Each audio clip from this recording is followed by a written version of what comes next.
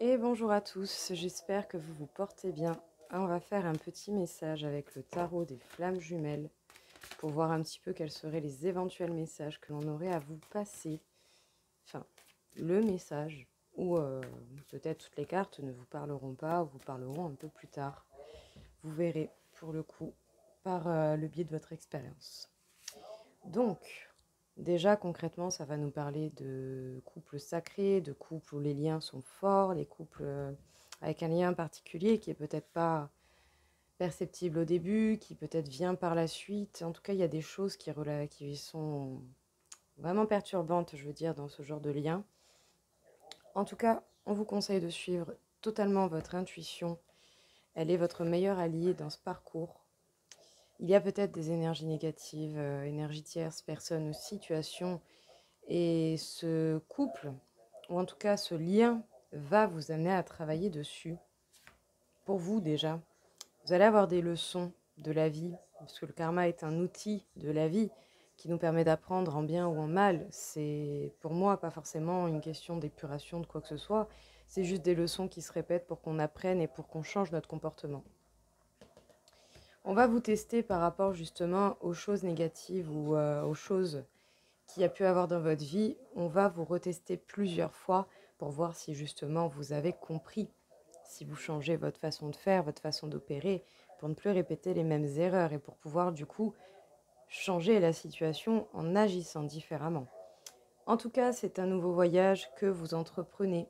Le voyage pour partir à la découverte de vous-même, le voyage pour faire équipe avec vous-même, qui se fait seul, bien entendu, parce que si on a quelqu'un à côté, ça peut être perturbateur, donc c'est pas le but. Il va vraiment falloir justement chercher dans votre passé ce qu'il y a à épurer, ce qu'il y a à guérir, ce qu'il y a à changer, à modifier. C'est vous et vous seul qui allez devoir le faire. On vous parle en tout cas de trouver la complétude, de trouver un certain équilibre, de trouver quelque chose qui justement pourrait vous permettre d'être bien. Il va y avoir des doutes, beaucoup de doutes qu'il faudra comprendre, auxquels il ne faudra pas mettre de côté. Le but des émotions, c'est pas de les mettre de côté. Quand vous avez un gros flot d'émotions, vous laissez passer le plus gros de la vague.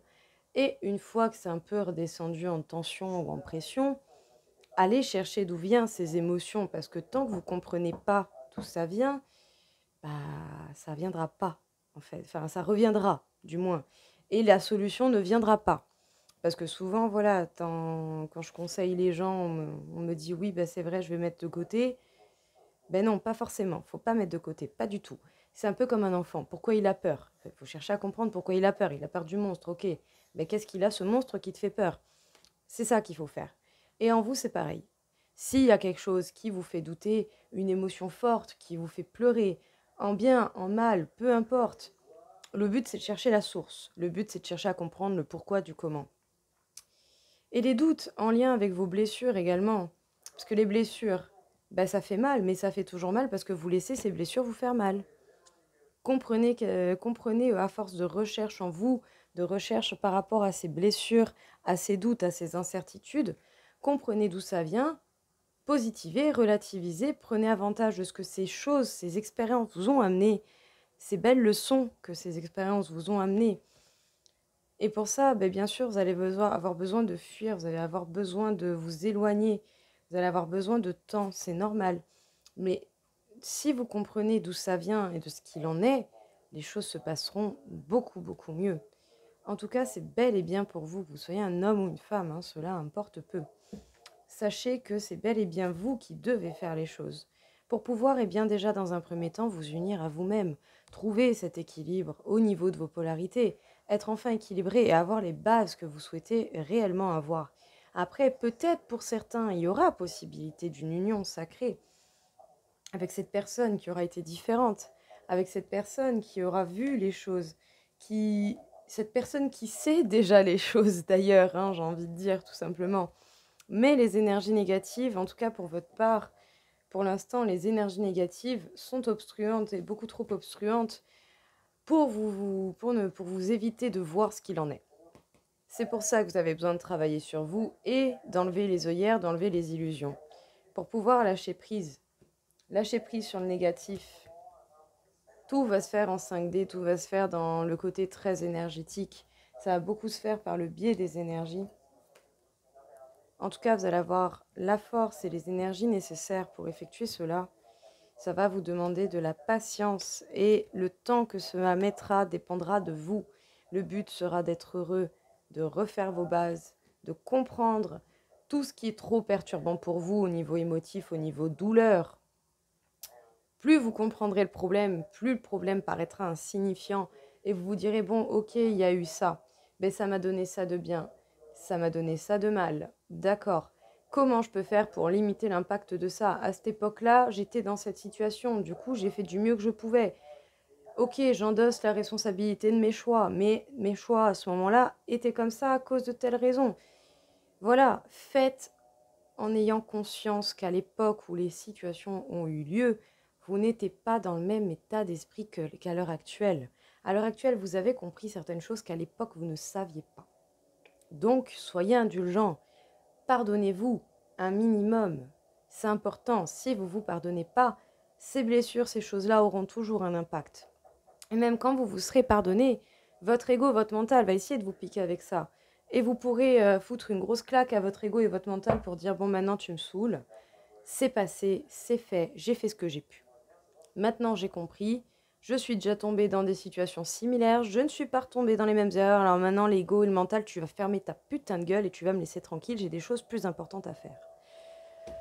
Donc le message ici concrètement, hein, c'est que pour atteindre votre équilibre, vous allez entamer un voyage où il faudra vous munir de votre intuition pour réparer toute énergie négative, toute peur, tout doute, pour réparer les blessures, pour pouvoir vous rééquilibrer véritablement, pour justement reconstruire des bases solides.